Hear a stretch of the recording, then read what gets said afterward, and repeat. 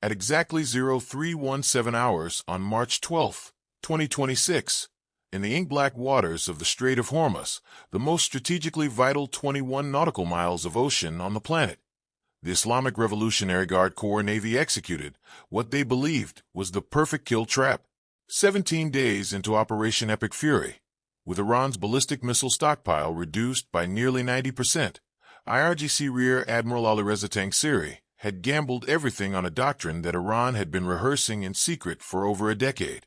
Not a missile salvo, not a drone swarm, something far more primitive and far more terrifying. Mines.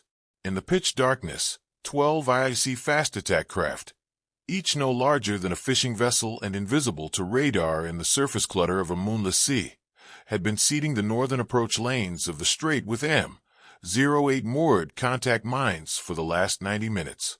Simultaneously, for Fateh-class submarines, Iran's most capable diesel-electric underwater platform, had positioned themselves in a staggered ambush line beneath the thermocline layer, their passive sonar arrays locked onto the acoustic signature of the carrier group transiting toward the Gulf. But buried inside the mastermind of this ambush was a second strike package that no Western intelligence agency had predicted. At the same moment the mines were being laid, Iran's Qadam al-Anbiya Air Defense Headquarters activated the last operational cluster of Shahab, 3 modified medium-range ballistic missiles, hidden in hardened tunnels beneath the Zagros Mountains. Launch coordinates pre-programmed for a single target. The flight deck of the USS Gerald are forward. The Iranians believed they had found the seam in American armor.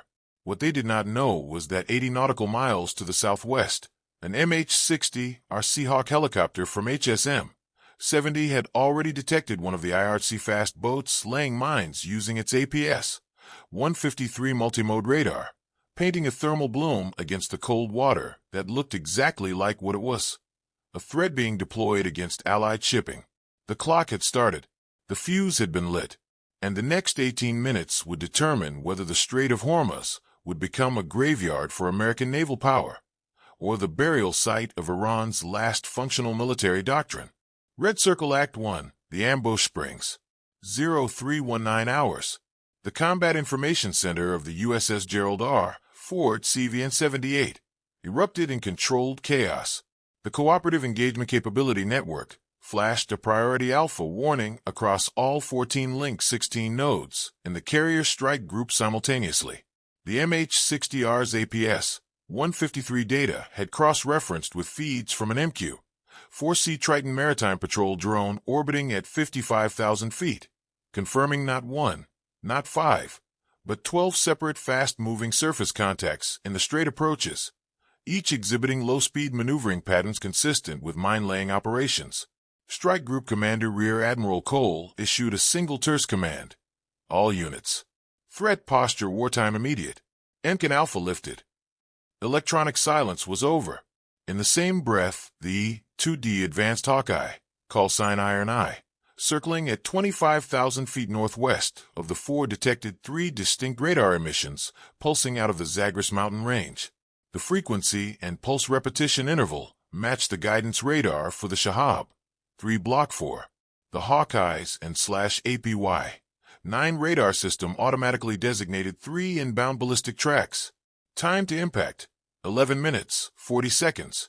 Simultaneously, as if the entire trap had been choreographed, the USS Lake Erie, a Ticonderoga-class cruiser positioned 22 nautical miles to the Ford's northwest, received a terrifying signal from its SQS-53C hull-mounted sonar, the unmistakable transient acoustic signature of 4 torpedo tube outer doors being opened. The Fateh-class submarines had broken their acoustic discipline and were going active. Iran had committed every remaining card in one simultaneous, multi-domain strike. Surface threat, subsurface threat, ballistic threat, all at once. The American strike group had 11 minutes and 20 seconds to neutralize all 3 attack vectors before the first Shahab 3 reached its terminal phase. Act 2, the response. What followed in the next 4 minutes and 17 seconds was the most compressed, multi-domain defensive operation in naval history since the Falklands War. The USS Lake Erie, under Captain Raymond Hargrove, immediately transitioned her and/spy 1A phased array radar from surveillance mode to full track-while scan engagement mode. 2 SM-3 Block IA missiles were assigned fire control solutions against the 3 inbound ballistic tracks. The SM-3's hit-to-kill kinetic warhead, designed to intercept missiles in the exoatmospheric phase, was Lake Erie's primary line of defense. But the math was brutal. 3 inbound tracks, 2 SM-3s ready. The third track would reach the lower atmosphere before a reload cycle could complete.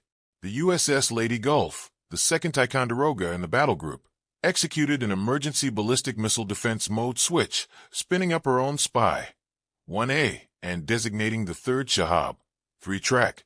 The shot was marginal, the geometry far from optimal, but it was all they had. At the same time, aboard the USS Gerald R. Ford, the island's combat systems officer brought the ship's CIWS Phalanx Block 1B systems online in full autonomous mode, and the /SLQ 32V 6 Surface Electronic Warfare Improvement Program Suite began jamming every Iranian communication frequency simultaneously across the X-band, K-band, and S-band spectrum. The intent was clear: cut the IGC command net before the submarines received their final targeting authorization to fire. Meanwhile, 1,200 feet below the surface, the USS Indiana, an SSN 789 Virginia-class fast-attack submarine, had been tracking 2 of the 4 Fateh submarines for the past 6 hours from inside their baffles. Commander Sarah Liu brought the Indiana to periscope depth and executed a burst mode ELF transmission to Strike Group Command, Gladiator to Iron Forge. 2 Fateh contacts designated India. 1 and India. 2 in my fire control solution. Request weapons free. The response from Rear Admiral Cole came back in 4 seconds. Iron Forge to Gladiator. Weapons free. Repeat. Weapons free. 2 Mk-48 ADCAP torpedoes left Indiana's tubes at 0323:11 hours. Act 3, the ballistic intercept. 0323:40 hours. 7 minutes, 55 seconds to Shahab impact. The SM-3 Block IA launched from Lake Erie's Mk-41 VLS with a thunderclap that shook the cruiser superstructure. The missile streaked upward at Mach 13.5, its kinetic kill vehicle separating at 100 kilometers altitude to begin the approach on the first Shahab, 3-track, in the vacuum of the upper atmosphere. The closing speed was staggering, a combined impact velocity exceeding 10 kilometers per second. The intercept window was measured in milliseconds. At 0324:18, the spy, 1A aboard Lake Erie, registered a high-energy radar flash. Track India Bravo 1 destroyed. 12 seconds later, Lake Erie's second SM-3 detonated Track India Bravo 2 at exoatmospheric altitude over the Gulf of Oman. The debris field fell harmlessly into international waters, 340 kilometers southeast of Bandar Abbas. But the third Shahab 3, the one assigned to the USS Lady Gulf at degraded engagement geometry, had pulled a maneuver Iranian engineers had buried in its terminal guidance package years before, a depressed trajectory profile that pulled the missile below the optimal SM-3 intercept altitude, forcing it to re-enter the atmosphere earlier and faster than predicted. The Lady Gulf's SM-3 missed by 400 meters, the kinetic kill vehicle passing through a debris cloud that defeated its terminal seeker. The third missile was now in its terminal phase, 90 seconds from impact, diving at 14 degrees, nose down at Mach 8.4. The intercept layer had failed. The Ford's last line of defense was the RIM 162 ESSM, Evolved Sea Sparrow missile, and the Phalanx CIWS. The combat systems officer aboard the Ford had 43 seconds. 3 SSMs rippled off the Mark 29 launchers in a high-angle intercept shot. The first missed. The second detonated the Shahab 3's reentry vehicle at an altitude of 2,100 feet above the Ford's flight deck. The warhead, not a nuclear device, but a 750-kilogram blast fragmentation payload, detonated in a lethal airburst that sent fragmentation across a 300-meter radius. The Ford's flight deck sustained secondary fragmentation impacts. 3 F/A, 18 Super Hornets on the bow catapult were destroyed. The flight deck crew of 62 sailors, who had been ordered below 11 minutes earlier when the ballistic alarm sounded, sustained 0 direct casualties. but the Ford was mission degraded. Her air wing was on the deck in burning wreckage. The Iranians had drawn blood. Act 4, the subsurface kill. While the ballistic intercept drama had played out in the upper atmosphere, 250 meters below the surface of the strait, a different and far more visceral battle had been unfolding. The USS Indiana's two Mk-48 ADCAP torpedoes closed on targets India 1 and India 2 at 55 knots. The Fateh submarines, alerted by their own sonar operators to the torpedo launch, executed emergency deep dives and released anti-torpedo decoys from their CMS-36 countermeasure launchers. The decoys were sophisticated, the acoustic mimicry excellent, but the Mk-48 ADCAP's PBXW-12 explosive warhead, with its wake-homing upgrade guidance package, had been specifically engineered to defeat exactly this category of diesel-electric decoy profile.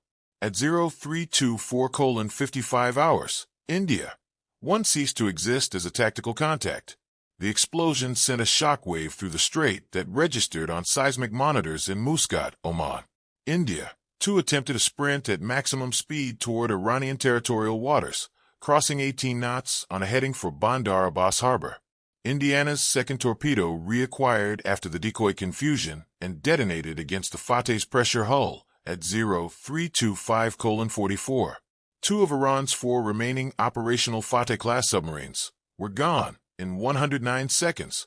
The other 2 Fateh submarines, designated India 3 and India 4, had maintained acoustic silence during the engagement, lying in a deeper ambush layer.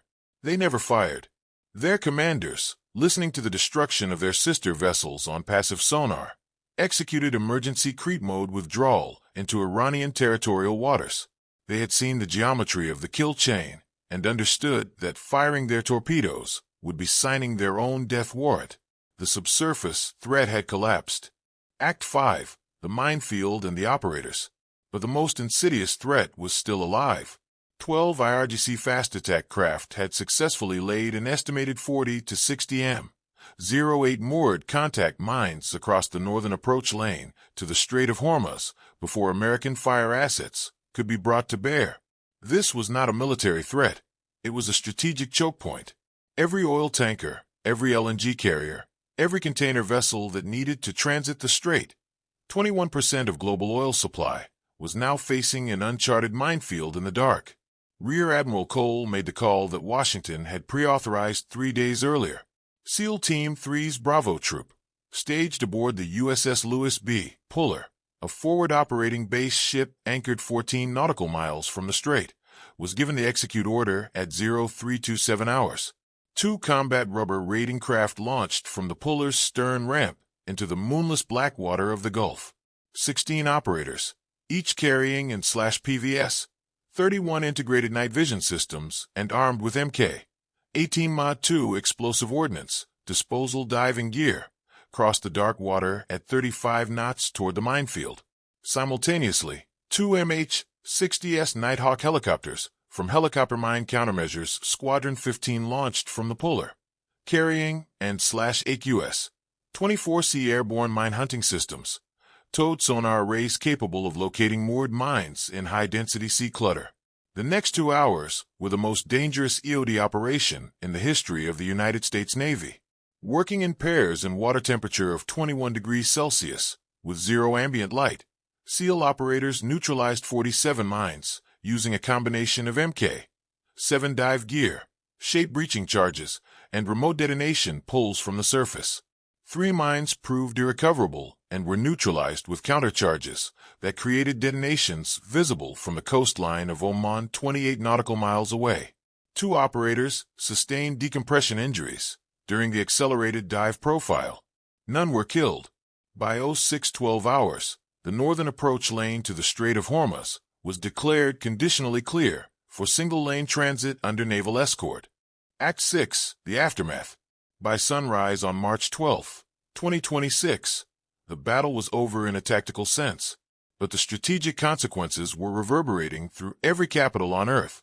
Iran had gambled its last coherent naval doctrine on a single ambush. The outcome was catastrophic.